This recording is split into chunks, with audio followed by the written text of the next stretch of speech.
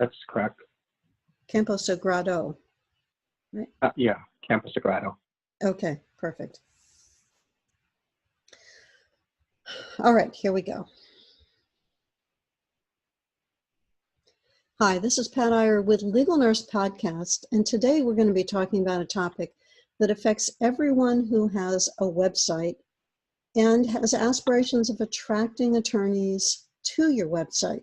And if you don't have a website, I'm hoping by the end of the conversation today with my guest that you will be thinking in terms of building a strong website so that you can let attorneys know about your services and get more business. I have with me a man who has his master's in business administration and 20 years of experience in the field of SEO, which stands for search engine optimization, and he's got experience with digital marketing. He helps to increase online exposure to generate more leads and sales. My guest is Rex Camposagrado, and he is coming to us today to talk about how you can improve your digital marketing platform. Welcome to the show, Rex. I'm glad to be here. Thank you. Well, so first of all, excuse me for a minute, what is SEO? For people who may have heard the initials, I've just explained what they stand for. What does that mean in a digital marketing platform? SEO, or search engine optimization, is organic listings in the search engines. They're natural listings like in Google or Bing or Yahoo, where they're listed below the paid ads or below the maps on a search page. Organic SEO traffic is very important because 94% of people do a search on Google when they're looking up products and services. And out of that 90% or 94%, 73% go to organic listings, 10% go to paid ads, 5% go to social media to find what they're looking for. But generally, organic listings are it's the most dominant traffic source. Not only is it important to show up in search engines, but it's also free clicks compared to paid ads. Paid ads can get costly, whereas with organic SEO traffic, they're basically free clicks. So it's less expensive and it has a bigger ROI, or return on investment. So then when we're looking at a search engine result, say we've put in, or an attorney has put in legal nurse consultant, there may be some people who are advertising at the top of the page, and every time somebody clicks on that ad, it costs money to the person who put the ad, as opposed to all the listings below, which are what you're identifying as organic traffic, that are listings based on what? Tell us, how does somebody get into, for example, that section of the website, the search engine listing those results? How do you get to that top section that's right below the ads if you're not paying any money for that organic spot? You have to optimize your website, not only the text on your website, the images on your website. You also have to do the technical aspects on your website. There's background code of your website that you have to optimize. There's also a form of off-page SEO. It's called link building. Link building is basically like high school. The more friends you have in high school, the more popular you'll be. It's the same thing. The more links that you have pointing to your site, the higher you're going to rank in Google. So it's a combination of what you have, the content you have on your website. It's nice to have original content, because if you have duplicated content compared to other sites, Google's not going to know who to rank higher. So you really want original content. You want a lot of links pointing to your site, relevant links.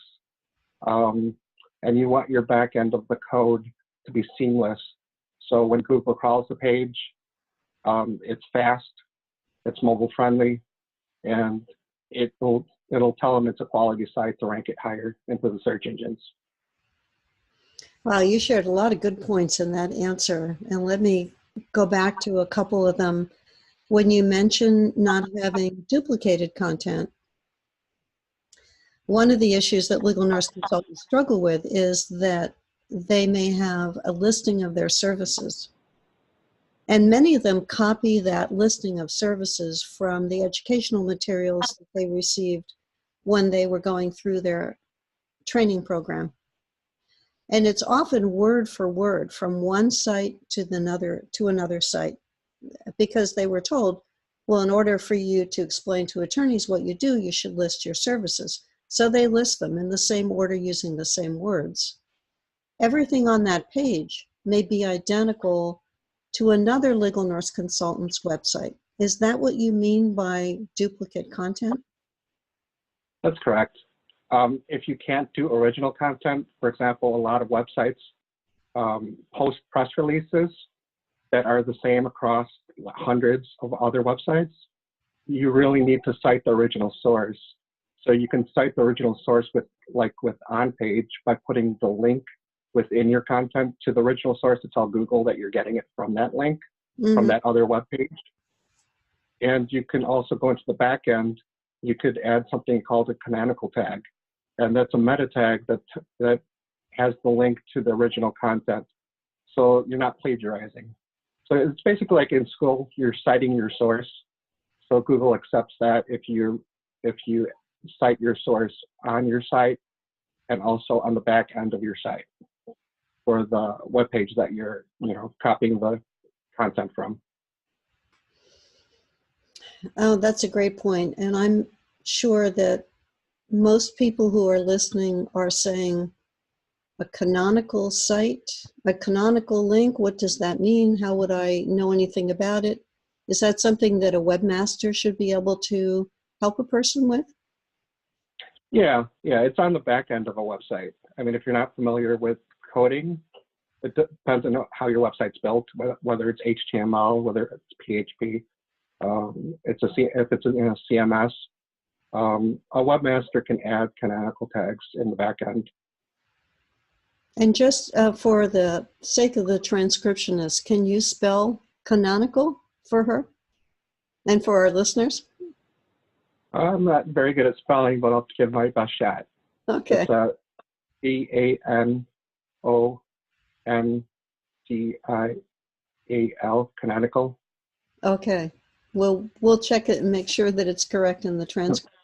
It's not a term that I have heard either, which is why I wanted to make sure that I know so that I'm clear for our listeners. You mentioned something else that I think is important when you talked about a website being mobile friendly and loading quickly. And those are really two pieces of efficient websites. What do you mean by mobile friendly? Mobile friendly is the same thing as user friendly. If a visitor comes to your site and they only see a portion of the screen and they have to scroll to the right, scroll down, the images or the text is too small to read on mobile, the likelihood of them leaving or bouncing off the site within first 6 seconds is high. Mm-hmm. So if your website is not mobile friendly, where it's not, it doesn't look good on mobile devices or tablets, it's going to hurt not only the visitors coming to the site, but Google also ranks your website based on their algorithm. It's called the Google Mobile Friendly algorithm. Google's algorithms are really starting to focus on user experience. So if there's a bad user experience on your website, Google's going to penalize you for it. Mm-hmm. And they can understand if your website is mobile friendly or not. And then tell us about the images on your website in terms of how they affect page loading. The images, if you don't have a programmer or a webmaster, they need to be reduced. The images can slow down your website. So in order to increase the page load speed, you have to compress the images. And that's something, like I said, a webmaster or a programmer can do. Compress the images so that when Google crawls it, it doesn't stop and slow it down. You can also host the images on a separate site where it pulls the images from another site to speed the site up. That helps with, especially when you have a large image, where it's, even if you compress it, the file size is still too big. So it's good to put it off on a different website like Google Tag Manager, or another image hosting site, Amazon, and then it pulls from there the image instead of crawling your website and having it stop. And just for clarification purposes, when you say Amazon, you're talking about Amazon Web Services as opposed to Amazon.com, which is the commerce part of Amazon. That's correct. Amazon has a lot of, sub sites, and Amazon Web Services is one of them. It's meant for programmers and developers. And it looks like it was written by programmers and developers. It's one of the most geeky sites that I've ever been involved in. We store our podcast recordings there, our transcripts, our webinar files, our course files, so that all those large files don't end up taking up enormous amount of room on our website and then slowing it down. That's good. That's good that you do that. I have a webmaster who's working actually right now on increasing the speed of loading my legalnursebusiness.com site, because it has so many images that were so large that it made the site very slow. And with his magic, he has reduced the image size by something like 65% in the last week. So this is a topic I'm thinking about right now. Well, there's also the images, but there's also JavaScript. That's JavaScript code that can slow down your site. I mentioned Google Tag Manager. You can put, just like the images, you can put the JavaScript into Google Tag Manager, so it pulls from that site into yours to make your site faster. I don't know if I'm getting too technical, but that's just another way of speeding up your site.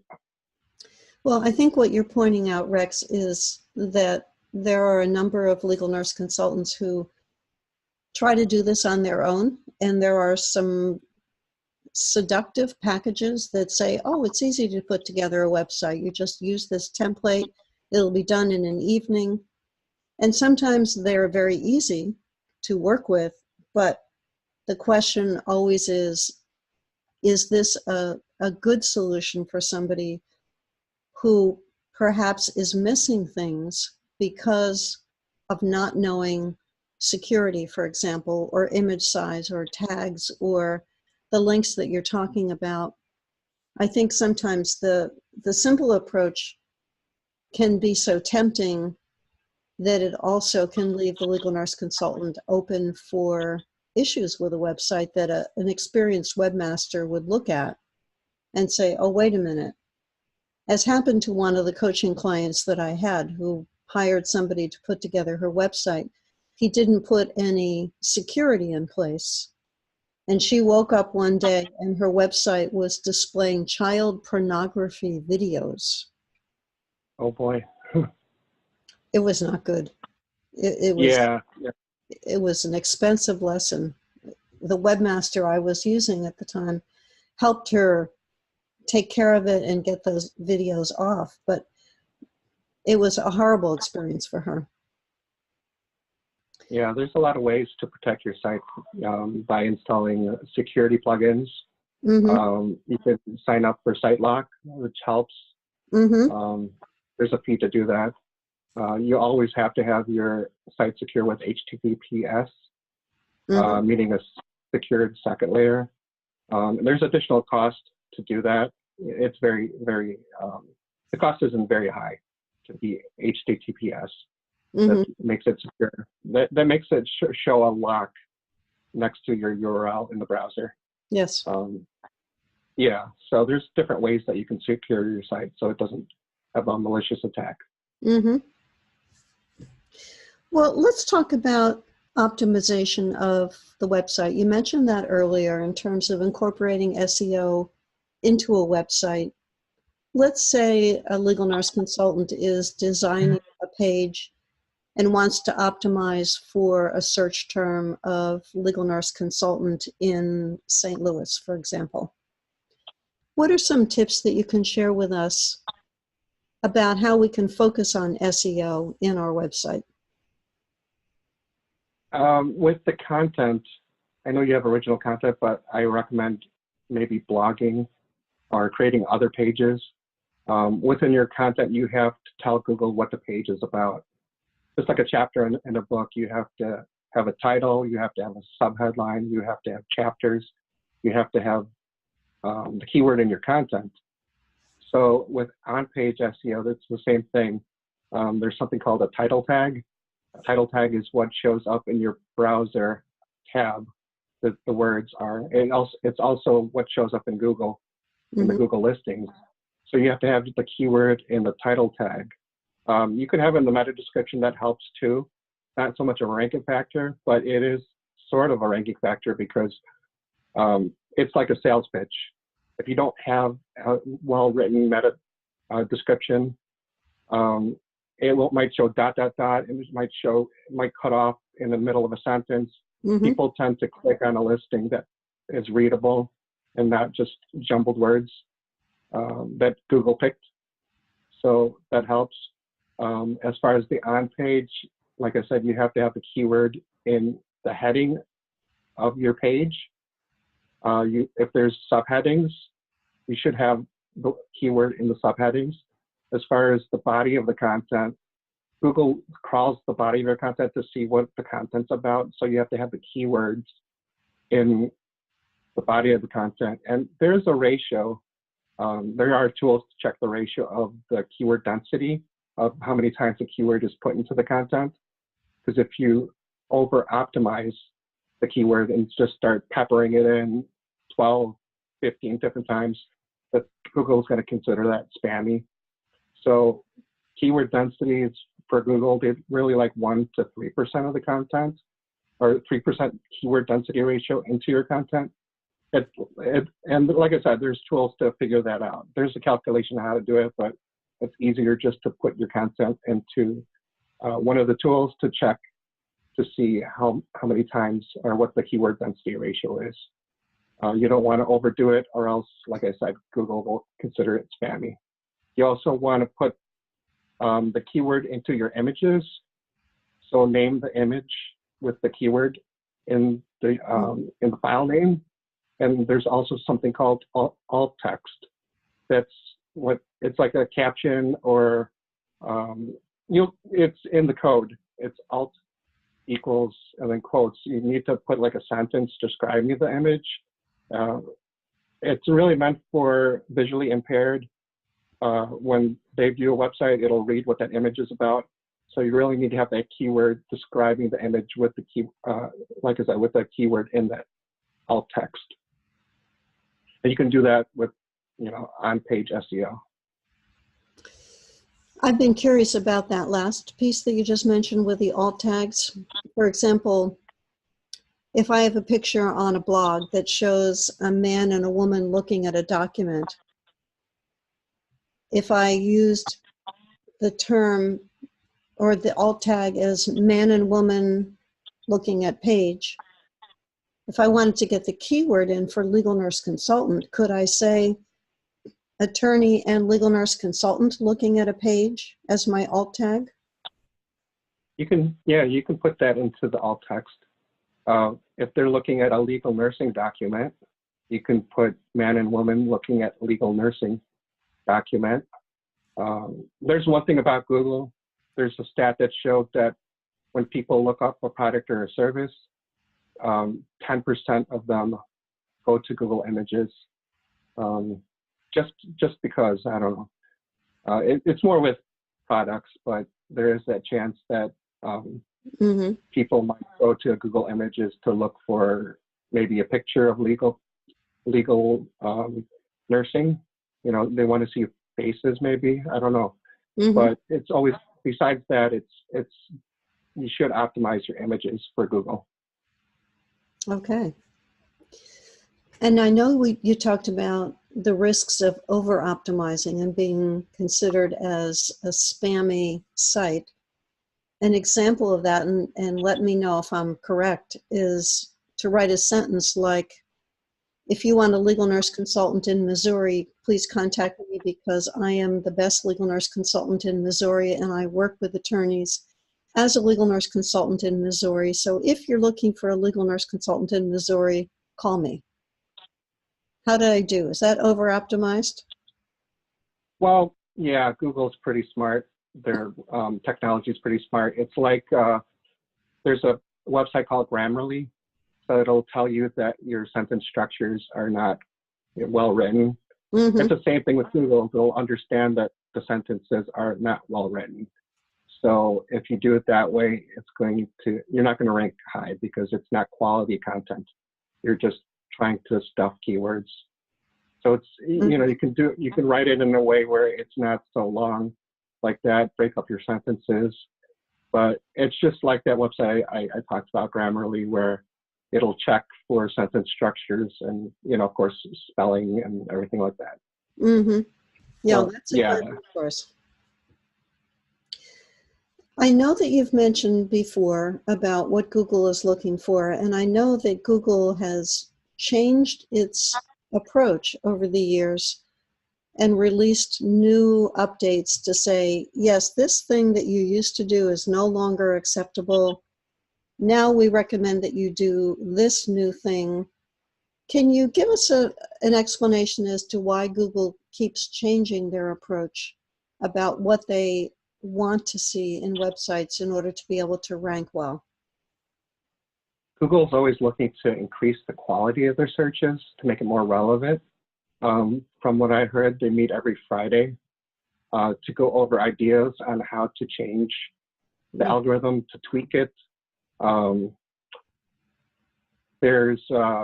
Google changes their algorithm 500 to 600 times a year, but I believe in 2016, they changed it 1,200 times that year. They do that because they want, like I said, they want to improve the quality of the sites, but there's also a thing called black hat SEO. Don't be discouraged. I'm wearing a black hat. I'm a white hat SEO person. But black hat SEO is basically spamming Google guidelines. They don't follow Google guidelines. They're able to rank for a short time. A lot of agencies, you should be aware of some agencies who rank you quickly, like within a week or two.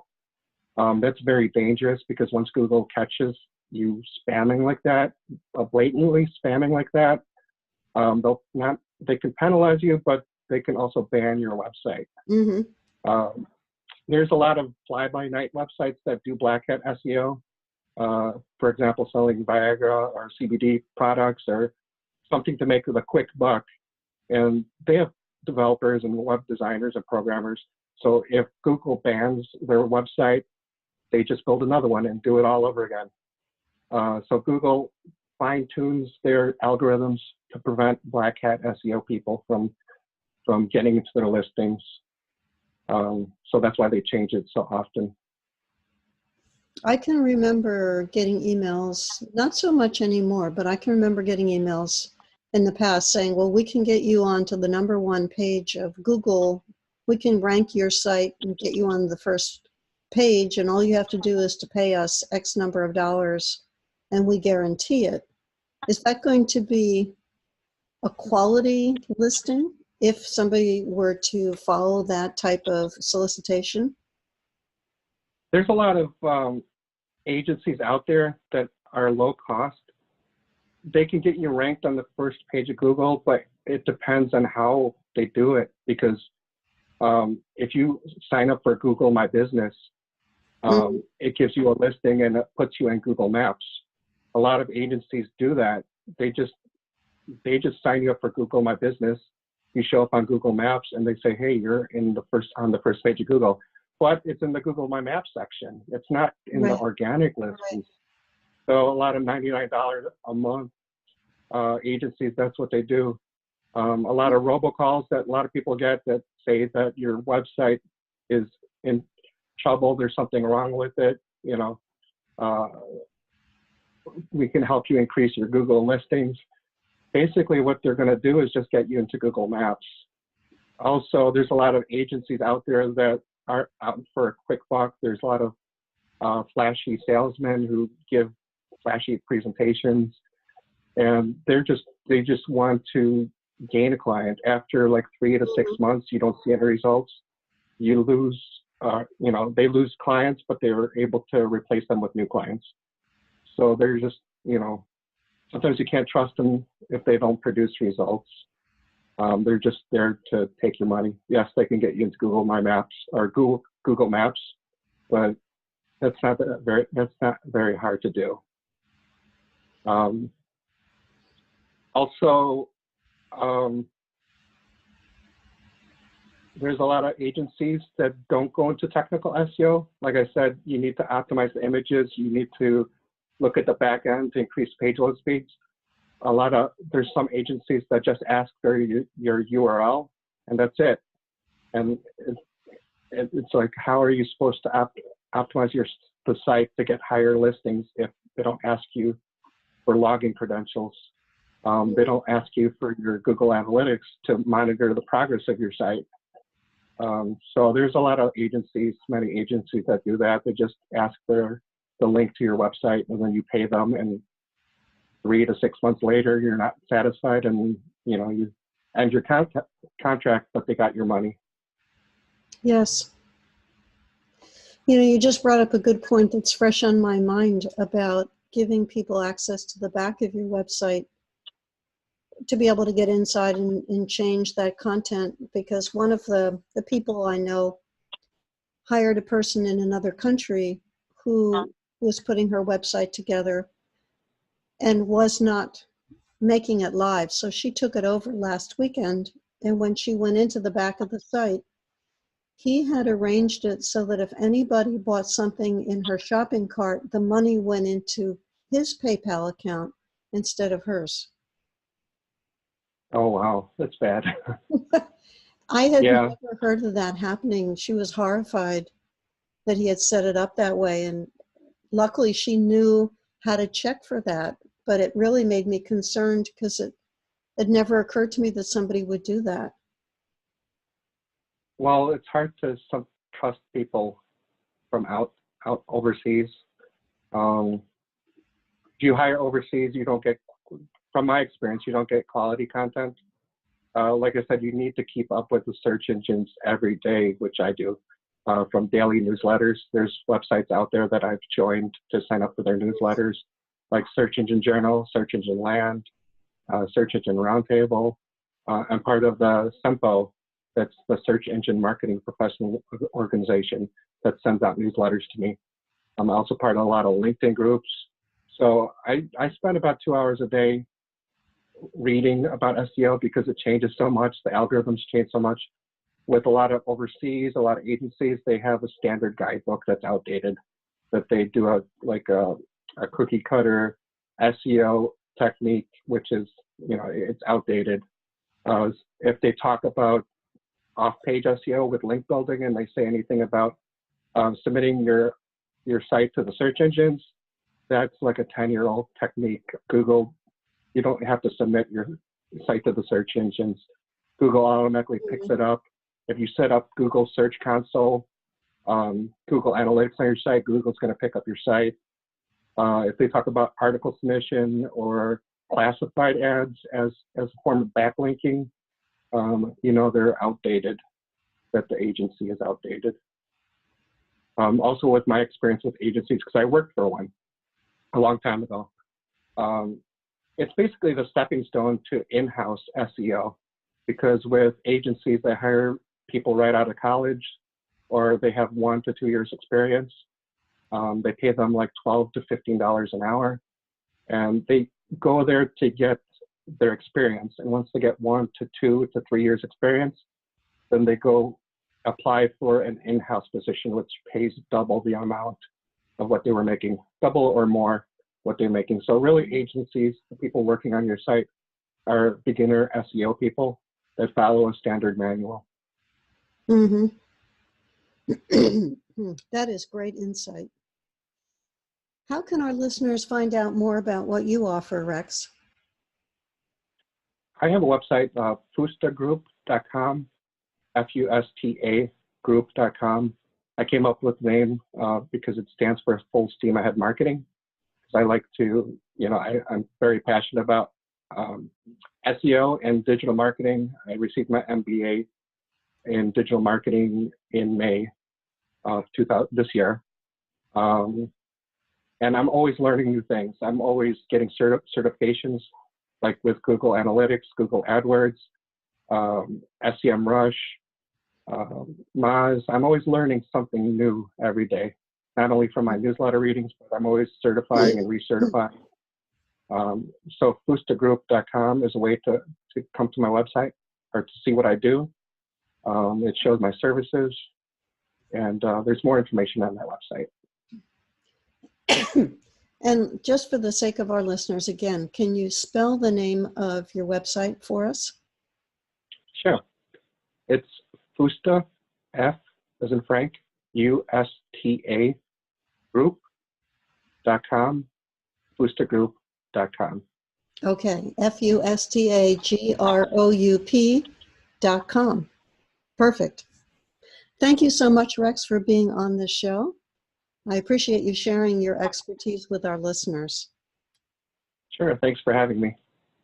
And this has been Pat Iyer and Rex Camposagrado from fustagroup.com talking about search engine optimization. It is a term that is really important for you when you own a website and you're thinking in terms of how to attract the types of attorneys to your business that you want to work with, by making sure that you've got those terms built into your website in the ways that Rex has been describing, in terms of on your pages, in your image names, in your alt tags, in your meta descriptions. You can bring more visitors who are looking for your services, and that means more income from you, for you. This has been Pat Iyer talking with you through Legal Nurse Podcast. You can get more information about Rex and to be able to see more about our services at podcast.legalnursebusiness.com. Thanks so much for listening.